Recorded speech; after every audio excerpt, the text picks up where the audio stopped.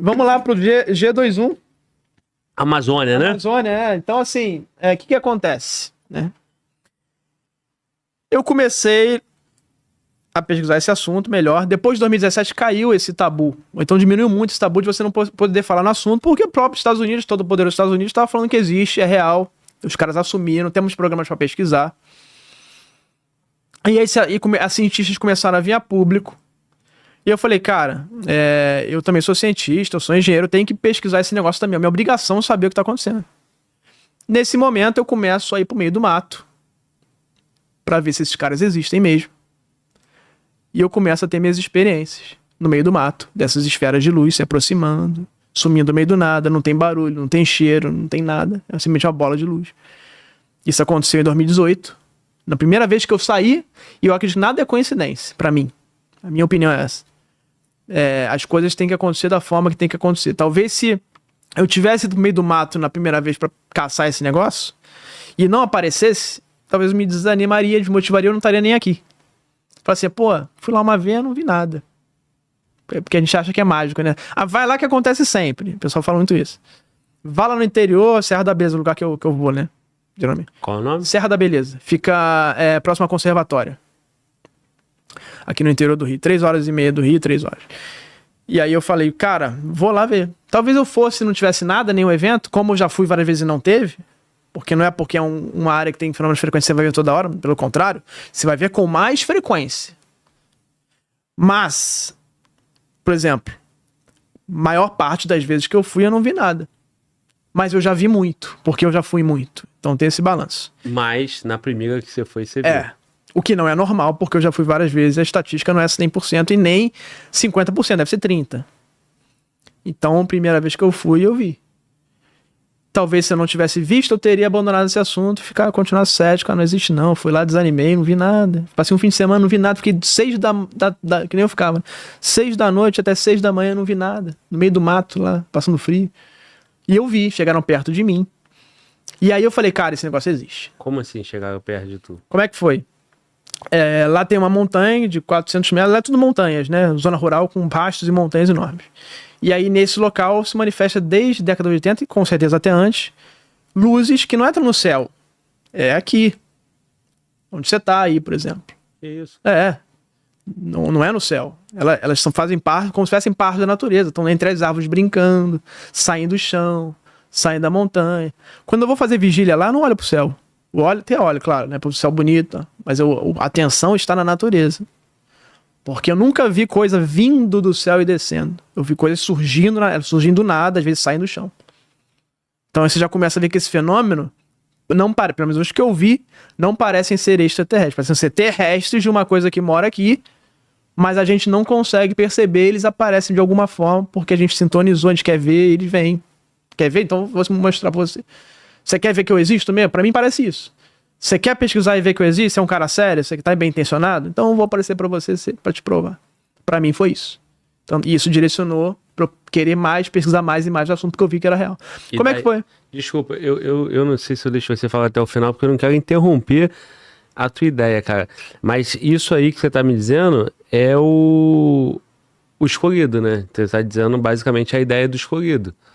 Você é puro, você realmente acredita nisso, você leva isso a sério, tu quer pesquisar, né? É como se eu acredito em você, então vem que eu vou aparecer pra você.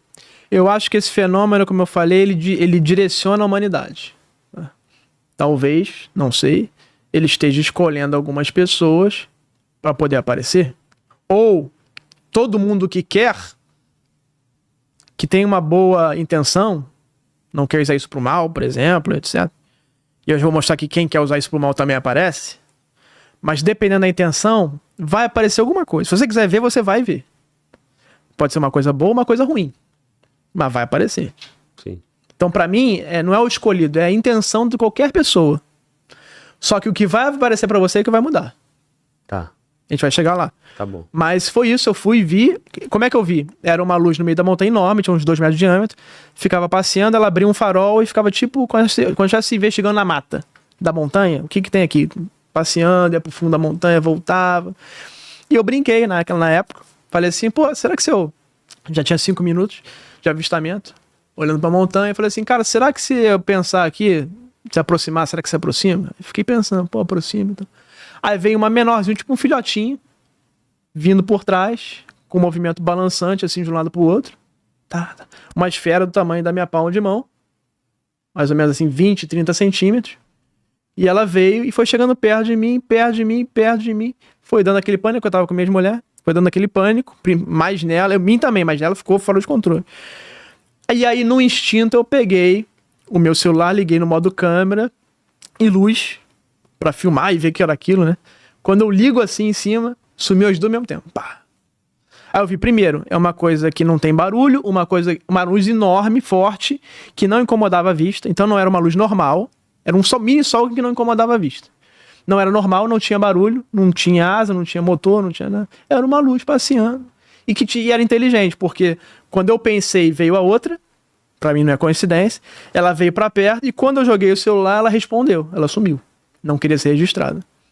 Então ali pra mim foi definitivo. Existe um fenômeno, não veio do céu, pra mim veio da natureza, porque ele apareceu simplesmente na natureza, e ele é inteligente porque respondeu aos estímulos.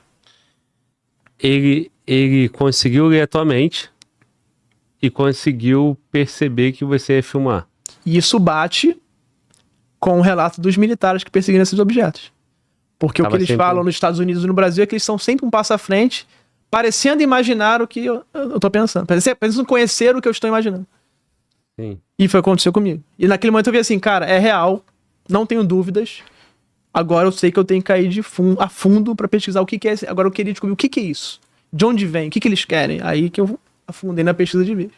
Aprofundei. Tudo. E esse relato de agora é o da primeira vez? Primeira vez, é. E aí logo depois, isso foi 6h40 da noite. Assim que o sol cai, aí é uma estatística já minha de várias eu brinco que eu tenho mais hora de vigília do que muito piloto de linha comercial aí. Mas assim que cai a noite, eles vêm. E o horário que eles gostam muito é no pôr do sol e nascer do sol. Por algum motivo que eu não sei. Mas quando começa a cair 6h40, inverno, muito mais no inverno também. Quando começa às 6h40 da noite, por aí, 6h30 que no inverno é o horário aqui no Rio de Janeiro que cai. Aí começa a cair o sol, eles começam a aparecer. E essa janela que mais aparece. Aparece em outras? Vai, aparece. Madrugada, 10 da noite. É variável, mas tem uma zona, esse horário de 6h40 até 7h30 ali, que é uma zona que é a frequência absurda de avistamentos. Mas é uma luz que poderia ser vista de dia? Ou precisa poderia, porque é muito intensa. É um mini sol. Intenso. É um mini sol que não incomoda a sua vista. Tem casos que as pessoas ficam cegas com a luz. Os que eu vi era um mini sol que não incomodava a vista. Que foi um dos que o Irangê viu na Operação Prato, que a gente vai começar daqui a pouco. Sem som, sem nada? Sem som, sem nada. Do meu lado. Onde você tá aí? Movimentando. Só que ela movimentava assim, tremendo. Ela vinha, tremia pra cima, tremia pros lados. Não era um movimento fluido, assim, sabe? Era fluido com essas tremeliques. E não tocava a vegetação, a natureza, nada? Quando eu vi, elas estavam flutuando a tipo 1 metro do chão.